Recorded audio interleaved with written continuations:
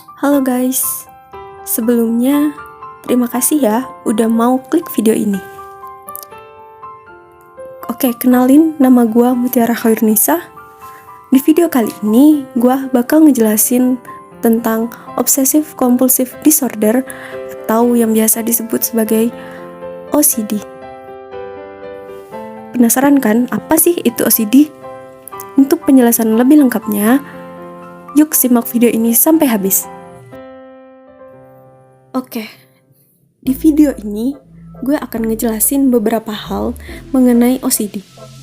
Mulai dari definisi, mengenai apa sih sebenarnya OCD itu. Kemudian gue juga akan ngejelasin ciri-ciri atau karakteristik atau kriteria diagnosis seperti apa sih orang yang mengalami gangguan OCD. Selanjutnya gue juga akan ngejelasin apa aja sih penyebab yang bisa menyebabkan seseorang itu terkena OCD. Selanjutnya juga gue akan ngejelasin apa aja sih dampak yang akan terjadi pada penderita OCD. Dan selanjutnya gue juga akan ngejelasin intervensi atau pengobatan apa sih yang bisa diberikan kepada penderita OCD. Baiklah, selanjutnya mari kita bahas. Yang pertama mengenai pengertian atau definisi atau arti dari OCD itu sendiri. OCD atau Obsessive Compulsive Disorder merupakan sebuah gangguan mental yang ditandai dengan kecenderungan berlebihan pada keteraturan serta melakukan sesuatu berulang-ulang. Dengan kata lain, OCD merupakan bentuk masalah kesehatan mental yang membuat pengidapnya mempunyai pikiran dan dorongan yang tidak bisa dikontrol, yang sifatnya berulang atau obsesi, serta munculnya perilaku paksaan atau kompulsif. Individu yang obsessive compulsive disorder atau OCD akan memiliki obsesi dan kompulsif. Obsesif sendiri merupakan pikiran, dorongan, atau gambaran yang berulang-ulang dan persisten, yang mengganggu dan berupaya mengabaikan berbagai hal tersebut dan menetralkan dengan pikiran lain. Sedangkan kompulsif berupa perilaku berulang dalam kehidupan sehari-hari sebagai sesuatu yang harus dikerjakan. Perilaku tersebut dilakukan untuk mencegah atau mengurangi rasa cemas dan stres. Tetapi kegiatan ini tidak memiliki hubungan yang jelas dengan masalah yang ingin diatasi. Contoh dari kompulsif ini seperti perilaku mencuci tangan, memeriksa kembali atau merapikan barang, ataupun dalam bentuk mental acts seperti berdoa, berhitung, atau mengulangi kata-kata di dalam hati yang dirasa harus dilakukan untuk menangani obsesi maupun aturan yang perlu dipatuhi secara ketat. Selanjutnya, kriteria diagnosis dari OCD ini sendiri. Terdapat 3 kriteria diagnosis dalam DSM-5. Yang pertama, terdapat perilaku baik obsesif ataupun kompulsif, seperti yang dijelaskan sebelumnya. Kemudian, yang kedua, penderita menyadari gangguan obsesif atau kompulsif secara berlebihan dan tidak wajar, di mana penderita ini akan sadar bahwa gangguan ini memang terjadi secara berlebihan dan tidak wajar dalam kehidupan sehari-harinya. Kemudian yang ketiga, obsesif dan kompulsif mengakibatkan penderitaan yang nyata, di mana penderitaan yang nyata ini maksudnya terjadi memang secara nyata, bukan merupakan halusinasi dari penderita, memakan waktu hingga mengganggu fungsi normal hingga aktivitas sosial dalam kehidupan sehari-hari dari si penderita.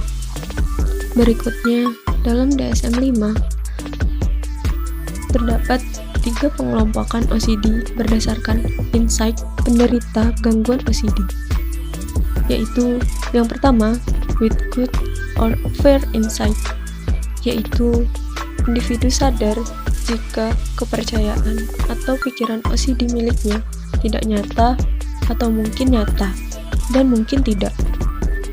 Yang kedua, with poor insight, yaitu individu berpikir jika kepercayaan OCD mungkin benar.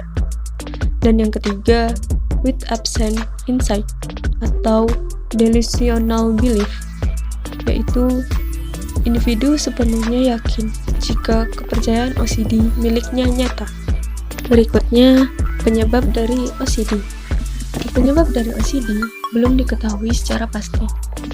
Namun, ada beberapa faktor tertentu yang diduga dapat meningkatkan risiko seseorang menderita OCD. Di mana yang pertama yaitu genetik. Orang yang memiliki riwayat OCD dalam keluarga akan memiliki risiko untuk terkena OCD juga. Kemudian yang kedua, menderita gangguan mental lain, seperti gangguan kecemasan, gangguan bipolar, depresi, atau sindrom Tourette. Selanjutnya, pernah mengalami kejadian yang menyebabkan trauma atau stres, seperti perundungan atau bullying, kekerasan fisik, atau kekerasan seksual. Dan yang terakhir, memiliki kepribadian perfeksionis, di mana kepribadian ini memiliki kepribadian yang sangat disiplin, terlalu teliti, dan perfeksionis, sehingga dapat menjadi pemicu seseorang terkena OCD. Berikutnya mengenai dampak OCD. Terdapat beberapa dampak OCD. Yang pertama yaitu tidak dapat menghadiri atau menikmati kegiatan sosial. Hal ini terjadi karena penderita OCD umumnya mengalami kecemasan dan melakukan perilaku berulang-ulang. Sehingga hal inilah yang menyebabkan mereka tidak nyaman berada dalam lingkungan sosial. Dampak yang kedua, penderita memiliki masalah kesehatan yang berhubungan dengan OCD. Misalnya, terkena dermatitis karena mencuci tangan yang berlebihan. Dampak yang ketiga yaitu dihantui rasa bersalah, malu, dan menyalahkan diri sendiri.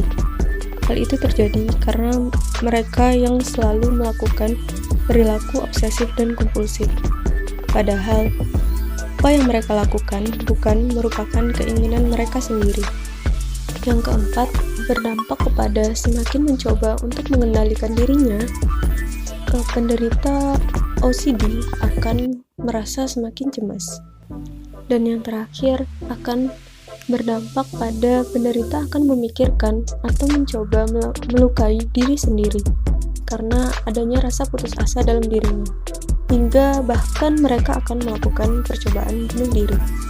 Pembahasan terakhir mengenai intervensi atau pengobatan yang dapat dilakukan kepada penderita OCD. Yang pertama yaitu ada terapi psikologis, di mana terapi ini merupakan terapi yang cocok untuk pengidap OCD. Terapi psikologis ini menggunakan terapi perilaku kognitif atau CBT dengan paparan dan pencegahan respons IRP. Ahli terapi membantu pengidap memecahkan masalah dan menghadapi perilaku obsesi dan kompulsifnya. Terapi dimulai dengan situasi ringan sebelum berpindah ke situasi yang lebih sulit. Pengidap OCD ringan biasanya membutuhkan sekitar 10 jam perawatan terapis yang dikombinasikan dengan latihan di rumah. Dalam kasus OCD berat, pengidapnya mungkin memerlukan terapi yang lebih lama. Untuk pengobatan yang kedua, dapat diberikan konsumsi obat, di mana konsumsi obat ini dilakukan jika terapi psikologis tidak berhasil mengatasi OCD. Obat yang sering digunakan adalah Selective Serotonin Reuptake Inhibitor atau SSRIs. Obat ini membantu meringankan gejala OCD dengan meningkatkan kadar zat kimia yang disebut serotonin pada otak. Obat ini perlu diminum selama 12 minggu untuk melihat efeknya. Kebanyakan, orang memerlukan perawatan setidaknya selama 1 tahun sampai dinyatakan sembuh. Baiklah, dapat disimpulkan bahwa OCD atau Obsessive Compulsive Disorder merupakan gangguan mental yang ditandai oleh perilaku obsesif dan kompulsif, di mana penderita menyadari bahwa perilaku obsesif dan kompulsifnya dilakukan dengan cara yang berlebihan dan tidak wajar, serta dapat mengganggu kehidupan sehari-harinya. Gangguan ini dapat disebabkan oleh beberapa hal seperti genetik, pernah mengalami trauma atau stres, serta memiliki kepribadian yang perfeksionis. Untuk pengobatan, dalam gangguan ini dapat dilakukan dengan terapi kognitif dan pemberian obat.